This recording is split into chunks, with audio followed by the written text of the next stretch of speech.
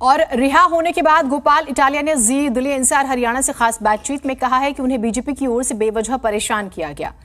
Italia BJP पर जमकर बरसे, कहते हैं कि बीजेपी पाटीदारों से चिढ़ती है। मेरे साथ गुजरात से आया एक ऐसा नेता मौजूद है जिन्होंने दिल्ली की सियासत में सुबह से ही बवाल मचा रखा है। आम आदमी पार्टी के गुजरात के प्रमुख गोपाल इटालिया, जिन्हें अभी अभी Okhla industrial area police station से रिहा किया गया है। गोपाल जी, बहुत बवाल मचा रखा आपने दिल्ली में। बवाल तो भाजपा वालों ने मचा के रखा है, बिन जरूरी फिजूल में बवाल कर रहे। मुझे यहाँ क्यों भेजा गया बताए कोई बीजेपी वाला? क्या गुनाह कर दिया? ओखला में मुझे 4 घंटा क्यों बिठाया गया? क्या काम किया मैंने? कुल मिला के गुजरात में जो चुनाव चल रहे हैं इसमें पाटीदार समाज पूरी तरीके से बीजेपी से नाराज चल रहा है। पहले भी भारतीय जनता पार्टी जो है वो पाटीदारों पे दमन कर चुकी है, गोलियां चला चुकी है, फर्जी मुकदमे करके जेल में डाल चुकी है। अब कितने पाटीदारों के ऊपर मुकदमे किए, गोलियां चलाई, फिर भी एक गोपाल इटालिया बच के रह गया और पार्टी का अध्यक्ष बन गया। ये बात बीजेपी से हजम नहीं हो रही है। बीजेपी वाले नफरत करते पाटीदारों से। उनको ये लग रहा है कि ये कैसे बच गया, ये कैसे अध्यक्ष बन गया, ये कैसे चैलेंज कर रहा है बीजेपी को, तो इसको परेशान करो, इसको दबाओ, इसको धमकाओ। तो गुजरात से बुला के मुझे ओखला के थाने में बिठा दिया। बताइए ये क्या है? क्यों ऐसा हो रहा है? मैंने क्या किया? मैं एक साधारण से परिवार से आ रहा, एक गरीब घर का छोटा सा लड़का हूँ। मैंने तो जीवन में कोई भ्रष्टाचार नहीं किया, मैंने कोई चोरी नहीं किया। क्यों ऐसा परेशान किया जा रहा है? क्योंकि मैं पटेल हूँ और पटेलों से बीजेपी चिढ़ती है, इसलिए सारा सिस्टम का मिसयूज हो रहा है। एनसीडब्ल्यू की अध्यक्षा कह रही हैं कि उनकी जान को खतरा है। इसी कारण उन्होंने पुलिस में शिकायत दर्ज की है कि आप अपने साथ अपने सैकड़ों समर्थकों को ले आए और एक तरह से रक्कस क्रिएट करने की कोशिश की, गुंडागर्दी करने की कोशिश की।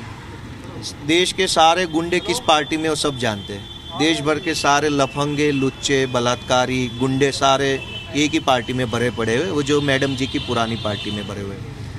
अगर उनको लगता है कि किसी ने रकस करने की कोशिश की है तो वो सारा जो दफ्तर है उसमें सीसीटीवी लगे हुए, मीडिया को दे दे, पूरे देश को दिखाए कि क्या हुआ था। ऐसी भाषणबाजी से काम नहीं चलेगा। आप देश को वीडियो दिखाइए और बताइए कि क्या हुआ वहाँ पे। अगर वीडियो दिखाएंगे तो उनकी खुद की पोल खुल जाएगी कि उन्हीं ने रकस किया है। इंटेरोगेशन जो हुई, जो सी शब्द का इस्तेमाल किया था, उस पर आपका क्या स्पष्टीकरण है? क्या मायने थे उसके? क्योंकि पब्लिक डोमेन में तो आप भी समझते हैं सी शब्द का पर्याय क्या होता है। पब्लिक डोमेन में जैसी जिसकी सोच ही गंदी होगी वो तो गंदा ही सोचेंगे। हमने सी से बोला चीटर। इस देश की सरकार जनता को चीट कर रही है। पहले आपने क्लीन बोला था। तो क्लीन मतलब कि जनता की जेब साफ कर रहे हैं। अच्छा। सर्कस कर रही है जिस देश की सी मतलब सर्कस। देश clean, cheater and circus. Circus, clown. देश की सरकार सर्कस चला रही है।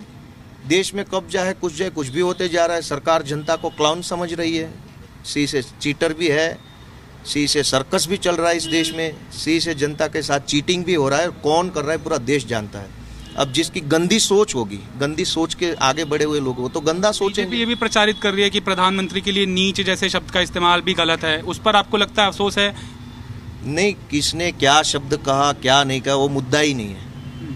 कहने को तो प्रधानमंत्री जी ने भी पिछले वाले प्रधानमंत्री को गालियां देने में कुछ नहीं छोड़ा है। जाइए आप पूछे प्रधानमंत्री जी को कि पहले वाले प्रधानमंत्री को क्यों गाली देते थे। मुद्दा वो नहीं है कि क्या बोला गया, किसने बोला, कब बोला, वीडियो है नहीं। मुद्दा वो नहीं है। मुद्दा ये है कि भ्रष्ट भाजपा पार्टी पाटीदारों से नफरत करती है और इस नफरत में इस हद तक गिर चुके हैं कि एक पाटीदार के साधारण से युवा को गुजरात से उठा के ओखला के थाने में बंद कर दिया। ये उसकी नफरत की वजह से हो रहा है। मुद्दा नफरत है। ये पाटीदारों को नफरत करते हैं। आज एनसीडब्ल्यू ने पूछताछ में आपसे क्या कुछ पूछा? इंटेरोगेशन नहीं है, मुझे तो गालियां दी गई है। किसने? मैडम ने गालियां दी मुझे। जैसे मुझे ऊपर मैं बताऊंगा। सी बोला आपको? अरे मैं बताऊंगा, पूरा बताऊंगा क्या बोला, क्या पूछा, गालियां क्या दी? मैं बताता हूँ, सारा बताता हूँ। Thank you. तो अभी आप रहेंगे यहीं पे। तो ये गोपाल इटालिया हैं जो यहाँ से अब निकल रहे हैं। करीबन 3-3.5 घंटे बताया जा रहा है कि वो इसी ओखला इंडस्ट्रियल एरिया के पुलिस थाने के अंदर रहे। हालांकि दिल्ली पुलिस ये कह रही है कि ना उनको डिटेन किया गया है, ना उनकी अरेस्टिंग हुई है। बस एहतियातन law and order situation maintain करने के लिए जो आशंका थी उसको खत्म करने के मद्देनज़र किसी नेता को एक अज्ञात जगह पर रखा गया है। हालांकि हमारे सूत्रों ने जब कंफर्म किया तो हम थाने में पहुंचे, जहां पे उनको रिहा कर दिया गया है। पाटीदार बनाम बीजेपी बनाने की गोपाल इटालिया कोशिश कर रहे हैं और ये कह रहे हैं कि बीजेपी से हजम नहीं हो रहा है कि एक पाटीदार समाज का प्रमुख आम आदमी पार्टी का नेता किस तरह से बन गया है। आम आदमी पार्टी के जो बड़े नेता हैं, सीएम से लेकर डिप्टी सीएम और प्रमुख नेता, वो इसे गुजरात के चुनावों से जोड़कर देख रहे हैं। आगे इस मसले के ऊपर और ज़्यादा सियासी बवाल होना लगभग तय है। वीडियो जर्नलिस्ट वीरेंद्र के साथ तरुण कुमार जी, मीडिया, दिल्ली।